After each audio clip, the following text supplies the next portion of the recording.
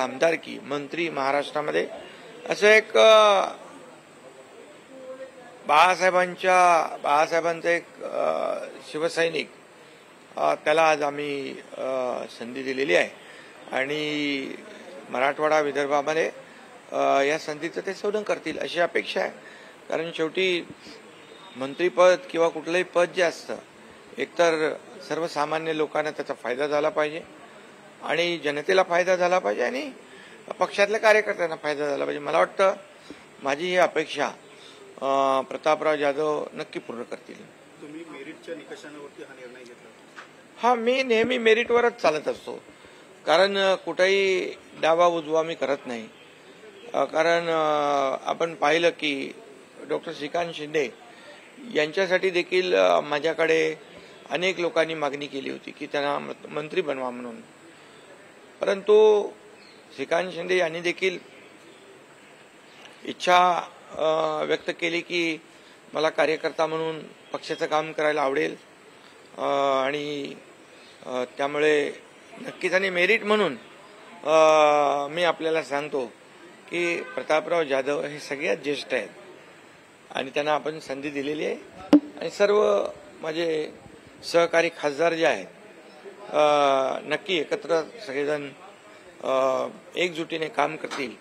पक्षाचंही नाव शिवसेना पक्षाचं नाव नॅशनल लेवलला उज्ज्वल करतील आणि या पदाचं देखील सोनं करतील. साहेब, सीएमओ ने एक ट्वीट केला है, अब राजा का बेटा राजा नहीं बनेगा तो काबिल राजा बनेगा.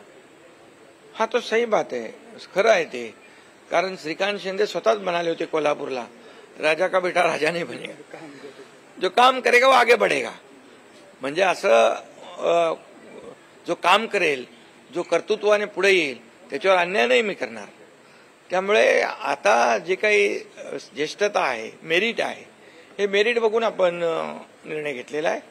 कारण माझ्या आयुष्यामध्ये जीवनामध्ये मी सर्वसामान्य कार्यकर्ते जे आहेत, बाळासाहेब जसं सर्वसामान्य कार्यकर्ता माझ्यासारख्या कार्यकर्त्याला संधी मिळाली आणि तसंच मी देखील माझ्या वाटचालीमध्ये कारकिर्दीमध्ये कार्यकर्त्यांना संधी देण्याचं काम करतोय आणि करत राहीन. तुमच्या या निर्णयामुळे सामान्य शिवसैनिकांचं किती मॉरल वाढेल, किती त्यांना हे होती की हिंमत वाढेल की शिंदे साहेबांनी सुद्धा एक सामान्य कार्यकर्त्याला संधी दिली.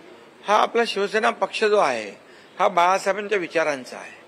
बाळासाहेबांच्या विचारांवर चालणारा हा शिवसेना पक्ष आहे. त्यामुळे कार्यकर्त्यांमधलाच एक खासदार मंत्री होतोय याचा आनंद सर्व कार्यकर्त्यांना नक्कीच होईल, झालेला आहे आणि एक उदाहरण म्हणून सगळीकडे याला पाहता येईल आपल्याला.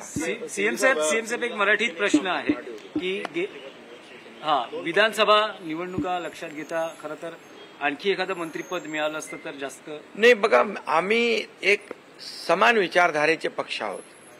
म्हणजे बाळासाहेबांनी ही युती घडवलेली आहे आणि त्यामुळे आमची वैचारिक भूमिका एक आहे, विचारधारा एक आहे. त्यामुळे आम्ही काय मिळालं पाहिजे, काही मिळवण्यासाठी युती केलेली नाही. आम्ही कुठलीही बार्गेनिंग पॉवर कधी याच्यामध्ये आम्ही यूज करणार नाही, वापरणार नाही. कारण शेवटी आजच्या परिस्थितीमध्ये जे सरकार स्थापन होत आहे यामध्ये आम्हाला सगळ्यात जास्त आनंद जो आहे तो मोदीजी पुन्हा प्रधानमंत्री बनतात याचा आहे. कारण मोदी हटाओ, मोदी हटाओ, मोदी हटाओ हे नारे देणारे लोक आणि या ठिकाणी मोदी द्वेषाने पछाडलेले लोक सगळे एकत्र आले होते.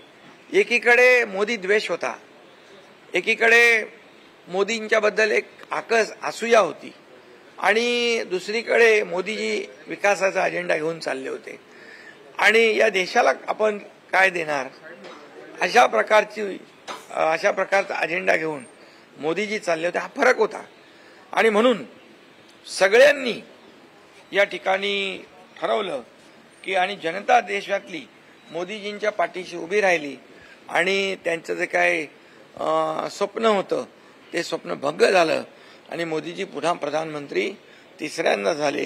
याचा आनंद आम्हाला जास्त. सीएम साहेब होतं, मात्र विरोधी पक्ष टीका करते की हे सरकार अल्पकाळ असेल, मध्यावधी निवडणुका लवकरच नितीश कुमार असेल किंवा चंद्रबाबू नायडू असेल हे वेगळी भूमिका घेऊ शकतात, त्यामुळे अल्पकाळाचं सरकार आहे. हे मुंगेरीलाल के हसीन सपने आहेत. खरं म्हणजे आपलं महाराष्ट्रातलं सरकार जेव्हा स्थापन झालं त्यावेळी असंच म्हणत होते, सरकार पडणार आज, उद्या पडणार, 1 महिन्याने पडणार. सरकार पडलं का? मुख्यमंत्री मी तसाच कायम आहे. नंतर मग परत मुख्यमंत्री बदलणार हे त्यांचं जे काही मनातला जो काही एक द्वेष आहे सरकारच्या बद्दल, मोदीजींच्या बद्दल हा व्यक्त होतोय. पण जेव्हा जेव्हा मोदीजींच्या विरोधामध्ये लोकांनी टीका केली विपक्षांनी, त्यावेळेस जनतेने साथ दिलेली आहे. त्यामुळे सरकार जे आहे मजबूत आहे, अधिक मजबूत होत जाईल.